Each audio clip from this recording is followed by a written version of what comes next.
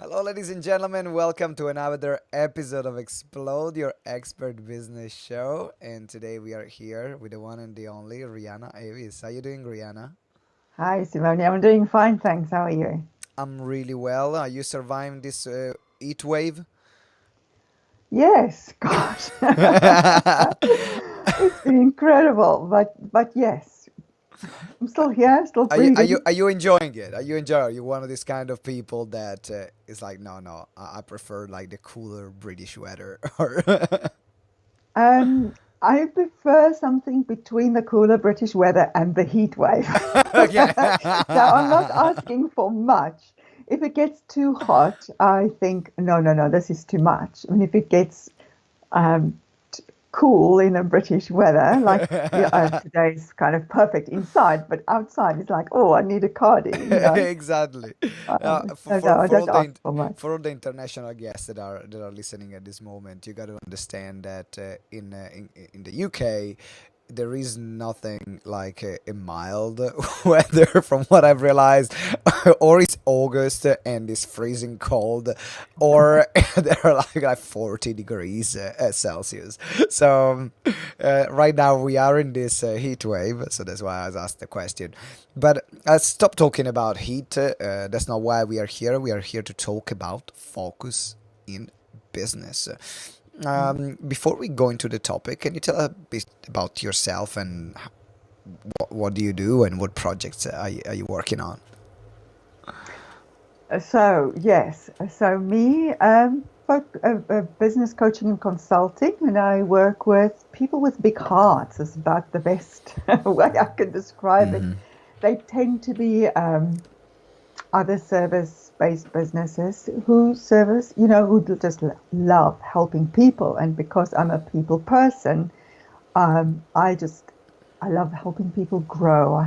Love helping people be happy. It sounds really um, quirky, and something I steered away from a long time for a long time. I like Mm-hmm. to help people be happy. Um, but when the penny dropped, it really dropped big time for me. And also the fact that I'm a people person took me quite a long time to realize because I was always very process oriented, very results oriented, very let's get this working smarter, Mm-hmm. not harder. Let's keep making things simple. And it's not like I don't do that anymore. It's all coming more together, if that makes sense. So what was the penny? What was the moment where the penny dropped for you? What made that change for you now? That's a really good question.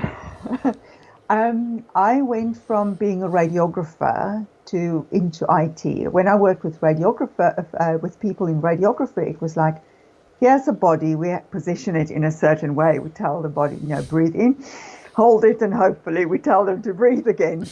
Um, but you didn't really react with the person per se. When I went into IT, it was now helping people to get a job done or having to get a job done, but you couldn't just sort of say, do this, do this, do that, do the other, get the job done. It's now you really have to ask people, you have to motivate people, you have to get people on board, you know. Mm-hmm. And so that took me a while to realize. And as I progressed through my IT career, I realized that I was uh, a people person. So both really.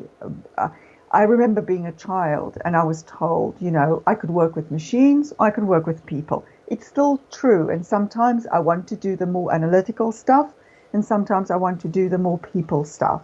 So sometimes it's quite difficult. So saying exactly when the penny dropped Mm-hmm. is Mm-hmm. kind of, yeah, I've got these diverse messages all through Yeah. my life, but they are becoming more centered now. And it's taken a long time, Simone. Well, I mean, it's all in any business. Is There is always an evolution, and uh, we understand things about ourselves. We understand things about our business, and this level of awareness that determines also our changes and our directions. as well. Absolutely. And Yes. that links perfectly to the topic in which we are talking about today, because I know that in particular for a long time you've been helping businesses overcome, like become very become more efficient, looking at their processes, looking at their systems. And now you are as well working more on the personal side as well, identifying the focus that the business owner can have.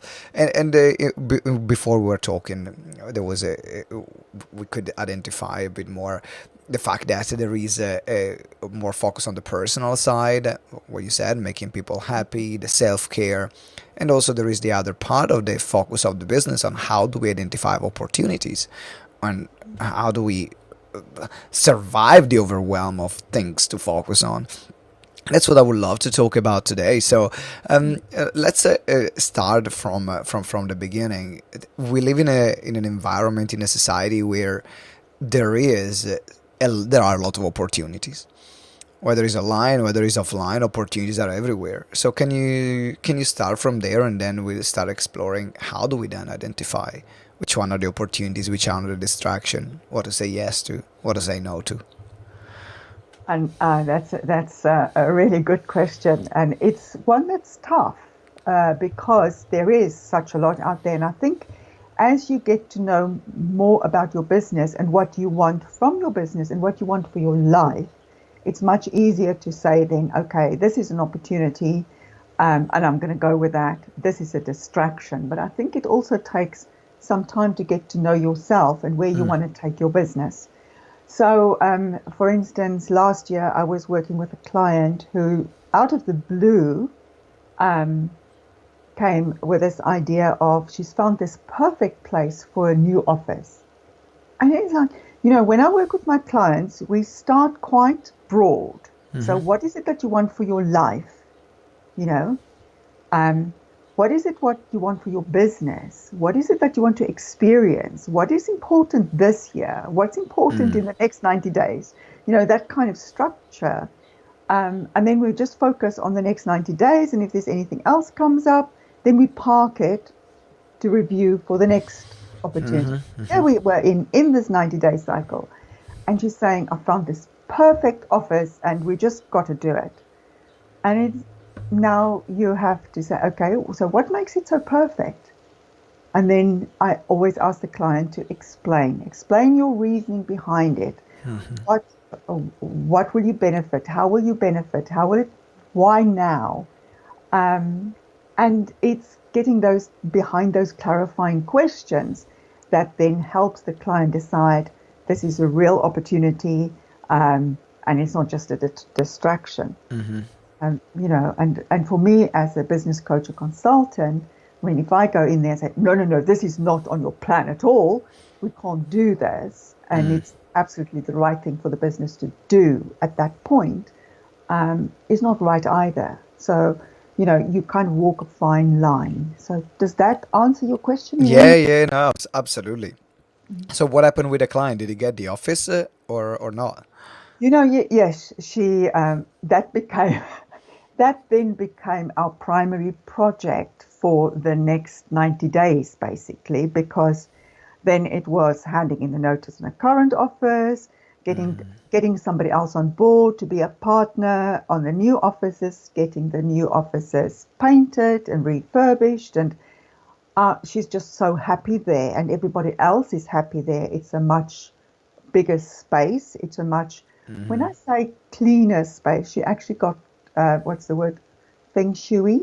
Is that yeah. She got somebody in to do that.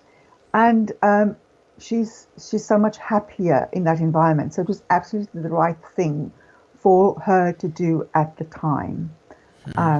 But, it was a question of, are we just distracting here, or is this a real opportunity?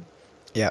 And clearly this was a real opportunity, but we did that work around the edges, what's good about this, what's not so good, what's going to work, what's not going to work, why now, why does everything else have to be parked for now? Mm-hmm. Mm-hmm. Yep. Yeah, no, it makes sense. So you mentioned actually a few questions and a few things to explore, and I would love to go deeper into those ones because I think that for everyone who's listening, if every time before making a decision, we can ask ourselves those questions, which you started explaining, then we can have the tools to always identify, is this the right decision for this moment, or is something that needs to be part? So you mentioned already a few questions. Can we have like a pool of questions that we can ask ourselves, that, for example, you would ask your client when you had to go through this process? So then we can almost do like a self-assessment when something like this Yeah. happen. Okay, well, first of all, I would ask, so where did this come from? Where did this idea come from? And I can't specifically say, yeah, yes, the one key question, because it can be different Sure, for different absolutely. No, in people. fact, I wanted like a pool of questions that we can ask Yeah, to start that thought yeah. process. Is this like a brand new idea that just seems like a new thing that's like teasing you? Is this something that you've thought about before and been playing with? Have you thought about the financial impact? Have you thought about the impact to your existing clients and the existing people that you're working with? What needs to change in terms of advising your clients? You're going to be in a different space, and how much time do you need to set this all up? Are you going in this by yourself, or are you going in with somebody else? What processes need to be in place? What agreements need to be in place? What is it going to cost you? On an ongoing basis, is it going to be, more of an expense? All those kind of questions. And of course, once the client comes back with their response, there's always another question that you ask. But essentially, what I'm looking for is a coherent picture.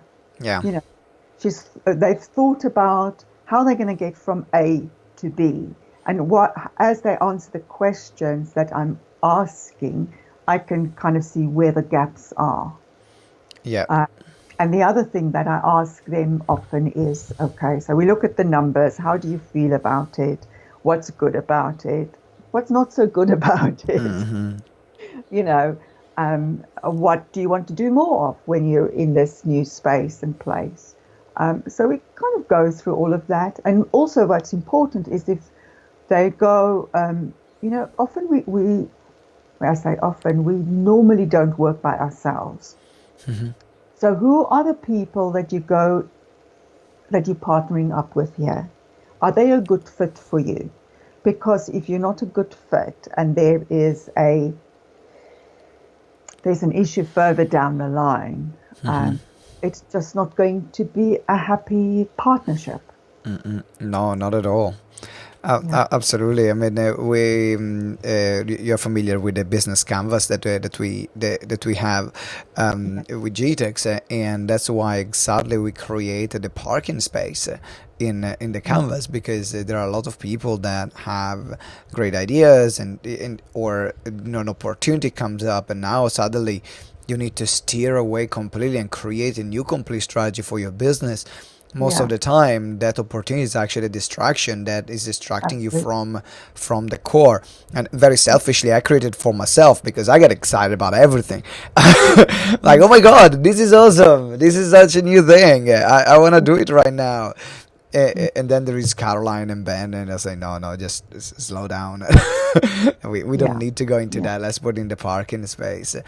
I want to ask you a question. So you mentioned there was the moment where you work with this client, and actually you found that with your client that it was a good fit to take that decision, to even if it wasn't the plan. Do you have an example of a time where you work with another client and actually it wasn't a good fit pursuing that decision, and it was just like something emotional for the moment? Or maybe it can be a client, or maybe it can be yourself as well.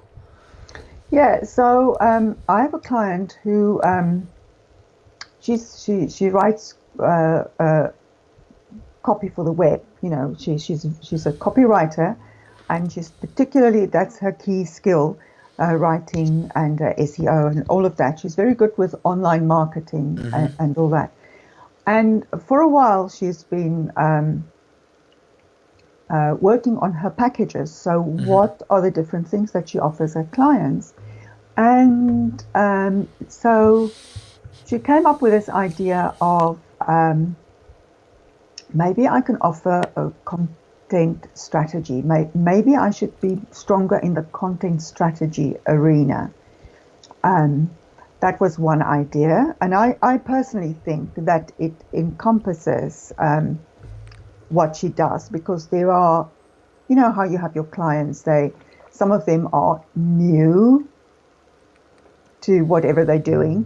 Some of them are intermediate, some of them are more advanced. So there definitely is a space for her to be a content strategist and so on. But she also came up with this idea of, what about building websites, you know, because she is technical, she can do it. And the website idea, although she writes content for the web, obviously based on what her clients give her, and she can do the content strategy thing, which okay, I can see how that fits in. But the website idea was like, now you're really going into the nitty-gritty of technical stuff. That, do you really want to? Because people now can say, you know, oh, my website has been hacked, or I can't do this on my website, or they tried something on their website, they mess things up, and now you have to go in and unscramble everything. You know, and there was a time in my life where I loved that kind of work, like IT, but now, no thanks. And so we had that discussion, and so we put it on because on our 90-day plan, there's a parking list as well. So we said, okay, well, you know, let's put it there as an idea, and we'll see how it comes up. But for now, we're not going to go in that direction. Yep. So as she worked more on her packages and so on, and also I did some work for her whereby I actually interviewed her clients to see, okay, how does she deliver for you? You know, how would you describe her services and so on? So I learned a lot about her, which was really, really great. And I could just see this website idea is not working. And so the next time we had a session, I said, okay, so have you had some more thoughts about the website and building websites? And she says, I scrapped that idea. Good. That is beautiful. What I'm hearing you saying here is building from the conversation we had just a moment ago, is about identifying what are going to be the consequences of that decision. Because you know, sometimes we can think just about in the moment and it looks like a great idea, but then in the long term, and once you explore all the details, then actually it's not a good idea anymore. And so then it's actually a good thing to do is to scrap it and say, you know what, goodbye, let me stay in my lane. And that goes to the next question that I want to ask before we wrap up this interview, and is about finding space to think about these things, because as entrepreneurs we can just go on and on and on and on and working really hard, both my hands up. And there is thinking about making those decisions requires also some thinking time, and without the thinking time, it's easier to go into maybe decision or situations where if you had just that space, you would actually was clear that wasn't a good idea. But just because we didn't have that thinking space, then it was just boom, let's follow the emotion, let's follow the impulse. So how can we, do you have a suggestion for people to create like this kind of space where to think about it? Because I know you work a lot with entrepreneurs as well about their life, and it's not just about their business. Yeah. So, you know, there's something that you can call a clarity break if you like, you know, where you just take time to go for a walk, go for a cycle. Some people go running. And just take that time away from your business. And of course, one of the best ways to do that is to actually work with a coach and somebody that you can spin ideas off and just talk things through. Sometimes you just need to chat things through and hear yourself think in order to do the thinking. Because when we spin things in our heads, we don't always take it to conclusion. Yeah. You know, and if somebody can ask you that question, so what happens after that and what you're going to do after that, that helps. And I'm not great at doing this for myself either. To sit myself down and coach myself, I find it easier if somebody else asks me those questions. It is tough. It is tough because then the mind can just go and wander in other directions. Yeah. So, and I have clients. I have a client. I work with a client who's she's actually she runs a equestrian center. I really had to think about that. The proper word, equestrian center. So, you know, she's on horseback 3/4 of the day, you know, most of her working hours, she's on horseback. But even then, she's working with her clients, not necessarily thinking about her business. So also be careful where you take time out, that you don't just take time, oh, well, I'm taking time out because I'm out in the you know, in the fields on horseback. No, you're actually teaching somebody else. You're actually working with somebody else. This is not your time. So I'm not a great one for, I know that you can go sit, you know, be in a bathtub or something like that. Some people's thinking time. It's not me. Journaling works for me. Journaling works for me. Writing with my left hand works for me. Really, is this a good idea? What do you mean, is this a good idea? What do you mean, should I do this?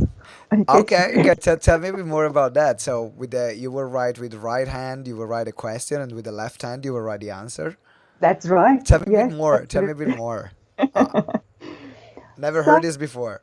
Haven't you? Okay, so I guess I started this when I was really in a bad space myself, and I would say I need some answers here. So what's the question? The question is, I need more clarity. What do I need to know?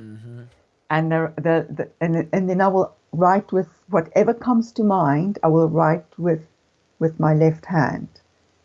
You know, so it's like because my right hand is my dominant hand. This is like the left brain, my logical brain. Whereas writing with my left hand, my non-dominant hand, would be more subconscious. It would be subconscious surfacing. So things will come out. And I can tell you that for me, my subconscious can be very frustrating because it'll come up with, keep on doing what you're doing. What? There's nothing to change. Nothing to change. Yeah. You have all the clarity you need, you know. Love everybody. I've got some examples on my ABAB website where I've actually taken a photograph of what I've written with my right hand and what came out with my left hand. Oh, that's so brilliant. Wow. Oh, guys, I'm going to give it a go. I'm going to give it a go. And ladies and gentlemen, I'm going to let you know how it works.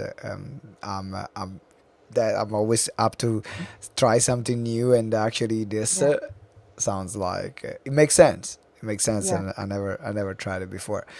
All right, Riana, it was a great interview. If people want to reach out to you and they want to get in touch with you, where is the best place? Well, I guess there's a contact form on my website, www.rianaavis.com, and that is RianaAvis.com. And just say, I want to speak with you, and I'll get in touch. That's brilliant. So, guys, make sure you check out their website, www.rianaavis.com. The link is always in the show notes. So, make sure you just check the show notes. You can scroll down, click the link, and get in touch with Riana right now. She's absolutely awesome, as you have experienced from this interview. Riana, thank you very much for spending some time together today. Oh, it's been brilliant. Thank you, Simone. Are you welcome, ladies and gentlemen? Thank you very much for spending some time together today. And if you haven't subscribed yet to the show, make sure you subscribe right now. And as well, we are going to start doing some giveaways soon on the show. So if you ask your questions, I'm going to answer some of your questions here on the show. And if you get picked, then you will win one of our online programs as well. So make sure you write your questions so you can be part of the show too. Thank you very much for listening, and remember that together we grow exponentially. Ciao!